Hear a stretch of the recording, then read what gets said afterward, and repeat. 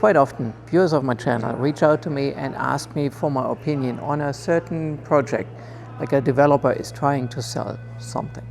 And actually I like to look at these kind of things. It's a bit of a hobby for me, so it's interesting for me, and I do a bit of analysis. So let me walk you through how I look at these prospects that you normally get. So I get stuff like that in my Instagram feed or on Facebook. They're doing advertising for some project, or if you drive a ride through Bali, you see a lot of projects being offered, and when you reach out to them, they will send you typically a PDF with some information on it, and the structure is more or less always the same. So let me walk you through how I analyze these projects on a really high level. It typically starts with some nice drawings, nice renderings of the project, nice villas, and this is really just emotional selling, right? It looks really nice, but it's just a rendering. And if you think just because a villa looks nice, it's also a good investment, that may or may not be accurate. But you see nice pictures, you want to own it. Just how people are.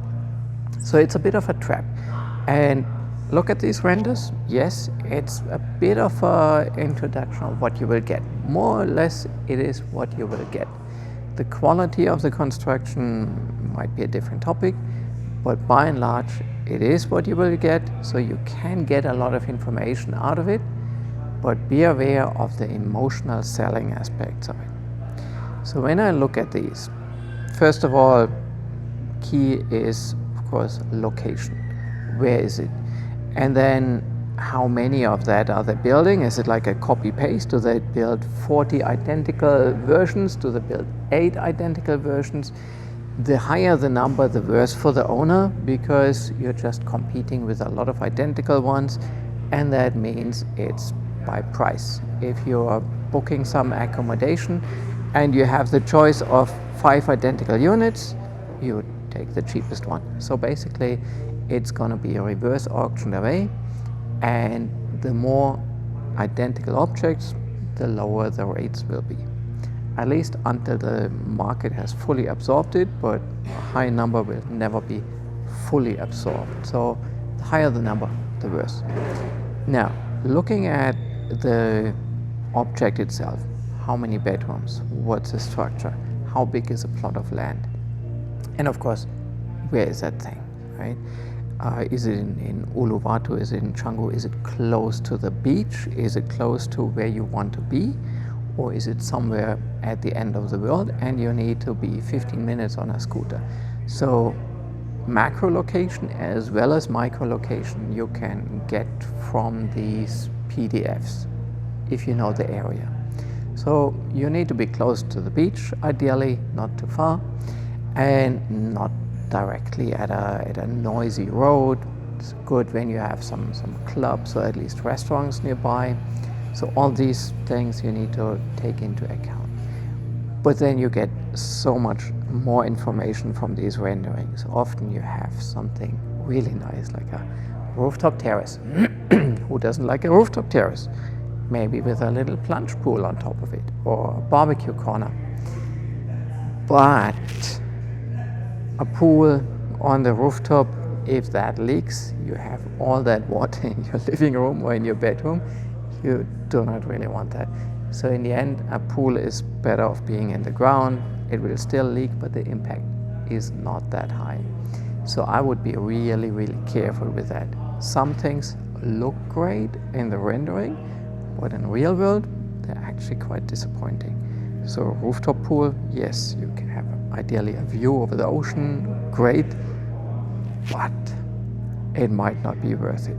If the villa is 2 months, a year under construction, maintenance, repairing stuff, maybe not.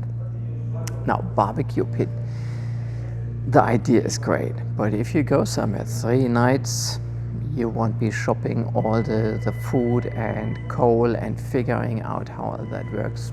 Probably not. So a barbecue pit is something, the idea is nice, reality is will just about never be used. It's so much more convenient to just go to a restaurant, have good food there. So not great. But the single most important thing you need to look at is the outdoor seating areas.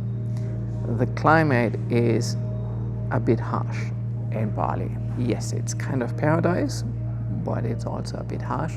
The sunlight is really, really strong, and especially a tourist coming from England or wherever, not used to the sun, will not spend the afternoon sitting in the sun. You just get sunburned after 20 minutes and then the vacation is over.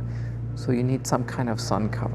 If you have a seating area that is just exposed to the sun, looks nice in the rendering, but is not great. Now, if it's not scorching sun, it might be raining hard. If it's raining hard, that thing is useless. But even worse, the cushions get exposed to the rain. If the cushion is flat on concrete surface or something, it will never get dry on its own. You have to take it away, put it somewhere to dry. Otherwise, at some point, it will start to get moldy. You don't want that. Third option is it had been raining in the night, so it might be temperature-wise perfect to sit outside, but everything is wet. Also not great. So all these outdoor cushions are really a huge pain. The guest will not put them inside if you even have a good space to keep them dry, bring them in and out, horrible, right? So having a somewhat covered outdoor seating area is the ideal thing. You want a nice view, maybe ideally a breeze, being outdoor without being exposed to sun and rain. Buying new cushions every year or even more is also not great. So these cushions can be a pain. So look at all these things. Outdoor areas look good, might not be good. Then of course, how big is it?